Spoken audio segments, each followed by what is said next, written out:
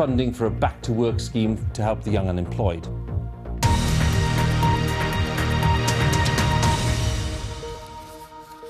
Now, human trafficking should be defined as a crime against humanity, according to a recent report for the Roman Catholic Church, which called on the Vatican to become more fully engaged in fighting against this growing global problem.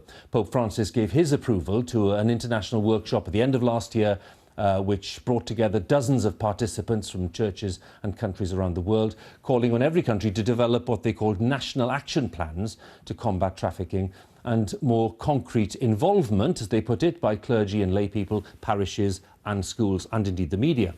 Well, next month there'll be another major conference in Rome to try to boost the campaign, and Cardinal Vincent Nichols, the Archbishop of Westminster, leader of Roman Catholics in England and Wales, is going to be there, and he joins me now in the studio.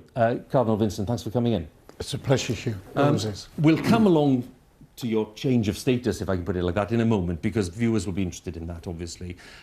On the trafficking issue, what role, meaningfully, can the Church play in this problem, or solving this problem? Well, I think anyone who watched the consistory with the new cardinals saw very clearly the international nature of the Catholic Church. And the fact is that trafficking is a very international crime.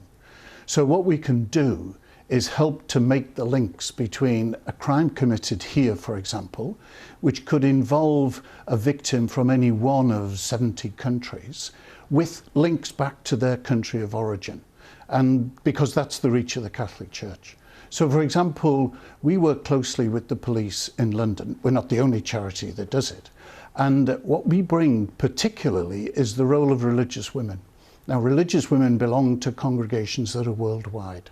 Often victims of trafficking women trust other women. And these international networks of religious women help to get people back home, get them steady, and in that way builds up a counter network to counter the criminal network of human trafficking. What will this workshop or symposium next month achieve? What is it meant to achieve, and what are you expecting to discuss there? Okay. Well, what is particular about this next meeting in April, which I'm going to chair, is that it brings police chiefs from around the world together with church leaders. Some of the other conferences have been more academic. They've been studying the problem.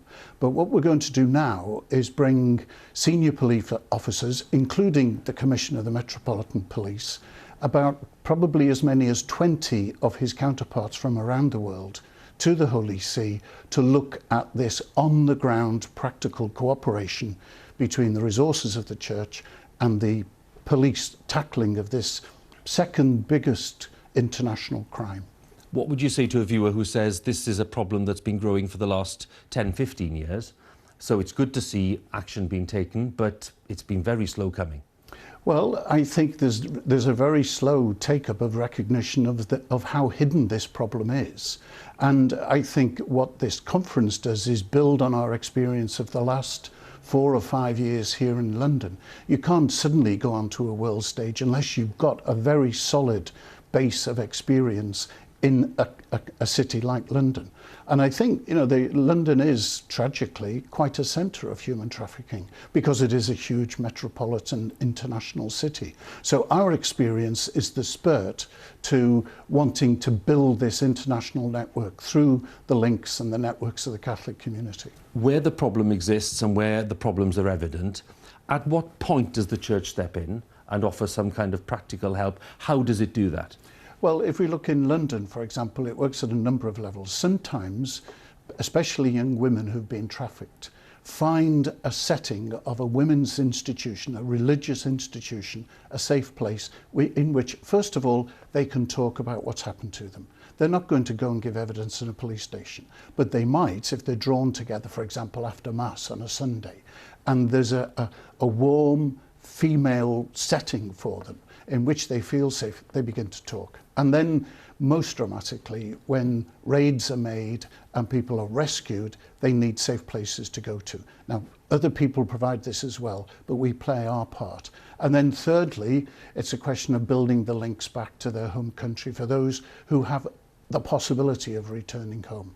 But what we've got to build on this also is a building of awareness right across our communities and schools and everywhere else, so that we begin to understand the signs of where victims of human trafficking might be found. So you're chairing this meeting in Rome, and it's next month, as you say, because you were there just a few weeks ago. Yeah. So we're just going to take a look at some of these images. You look slightly different today to you looked then, but there you are. Talk us through this, Vincent, and what did this feel like? Well, it is a very remarkable and lovely moment, and that's the biretta, that's the outward sign, as it were, of being made a member of the College of Cardinals, and as a greeting of peace with Pope Francis, who is a remarkable man. And then there was this going down the lines of about 130 cardinals who were there, greeting each one in turn. And it was a very dramatic moment. It was a very theatrical moment. And of course, then we had Pope Benedict. I think probably the last time I saw him at close quarters was in 2010 when he was here. And so this does move me into another sphere, another part of the life of the Church. One, of course, that I never for a minute imagined I would be involved in. Did you not? No. I mean, this is... Pope Francis is really breaking into new ground. So while there's a long tradition of the Archbishop of Westminster being a cardinal, with this Pope it wasn't at all sure. So there are some of the historic dioceses in Italy which have traditionally been the seats of cardinals and aren't any longer. But what he's doing in this consistory, in this group of cardinals, is I think looking at people on the one hand who live in real poverty and who minister in a church of great poverty. And on the other hand, he's looking at people who lead a church in the huge cities of the world. And does this change of status, if I can put it that way, also encourage you to speak out? Because you've been pretty outspoken recently. Well, you've been outspoken several times during your career, but recently on benefit changes, for example, given that we're talking about people in poverty. Has this now given you an extra license, if you like, to speak out where you think things need to be said? Is that right? I smile because I think what it does give it is extra attention. I think what I say probably gets more attention now. I'm not sure that what I've been saying is very different from the past, but there is no doubt that the role of a cardinal and the position of a cardinal has a certain clout about it, which is still recognised, and I will use that to the best of my ability. Some people inevitably responded to some of your recent comments about benefit changes with the view that you shouldn't be intervening in such what they thought was such a precise and evident political way. Are you sensitive about that? Well, I'm sensitive to it, but I would like to insist that what I was doing was giving a voice to those who have no voice. And there should be a space in the political debate to hear those voices. That's all. I was saying this is the reality. Let's not pretend that it's otherwise. There are people living in destitution.